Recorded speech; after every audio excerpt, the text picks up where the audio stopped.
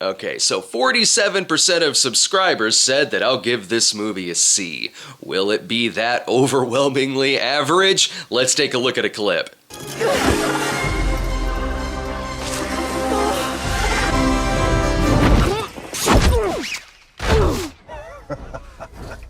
Jungle Cruise is like watching a Studio Notes version of Lost City of Z. Like producers said, African Queen, never mind that, make it more like Sahara. Even when big action scenes come into the film, some are so random and unnecessary, you can almost feel a simple, normal scene on the script with the words "insert action scene" written right next to it. Characters can't just simply load their things onto the boat. Someone's gotta get kidnapped and stuffed into a cage of toucans. That way there can be an unnecessary rescue scene. And if you need to catch a breather, no time for that because there's already a submarine shooting torpedoes at our heroes. It's a film with 4 writers and at times feels like a couple of different scripts merged together. For the most part, Jesse Plemons is the main villain, but then we have Paul Giamatti as sorta Belloc for the first 20 minutes until he disappears from the film, and then halfway through they gotta make it more like Pirates of the Caribbean, so we get supernatural conquistadors coming into the film every once in a while. It's one of those big blockbusters that's manufactured to be just that.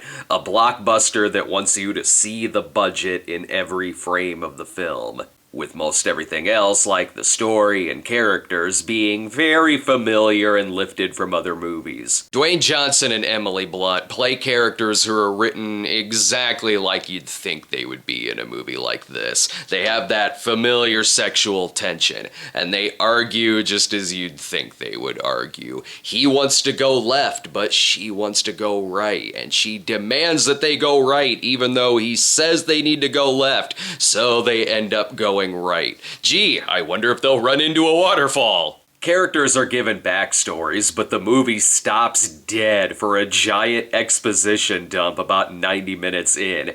And yeah, it's important information that does give characters some more dimension, but it could have been better integrated into the movie than just explaining it for about 15 minutes. It takes place in 1916, even though some people are acting very 2021. Look, maybe I'm wrong, but I have the feeling that people in 1916 would have loved Dwayne Johnson's puns, and certainly wouldn't have said things like, "Mommy, make it stop," or mouth the word "wow." At the same time, though, I do like how they kind of write the experience of the ride into the movie, complete with the skipper that does really corny jokes. And there's other things I like too. It's not a terrible film by any means. Sure, Dwayne Johnson's CGI Jaguar looks about as real as the dog from Call of the Wild, but the Jaguar's probably the best character in the movie. There's a part where he gets drunk on the boat and gets sick. Jesse Plemons is having a good time going the full Billy Zane as the movie's mustache-twirling villain.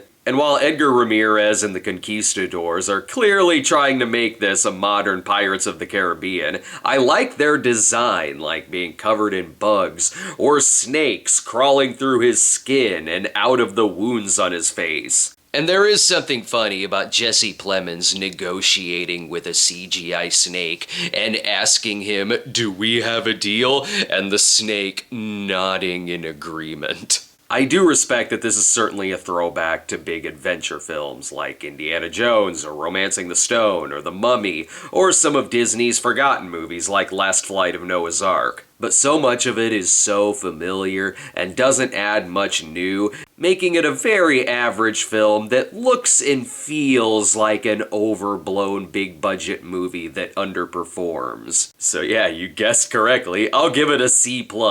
I had to get home right away to write the review for the movie because I'm not gonna be remembering much of it days after seeing it. Thanks for watching, everyone. Subscribe today and click the notification bell, plus watch the latest Cinema Snob episode on the Daylight Zone, and we'll see you next time.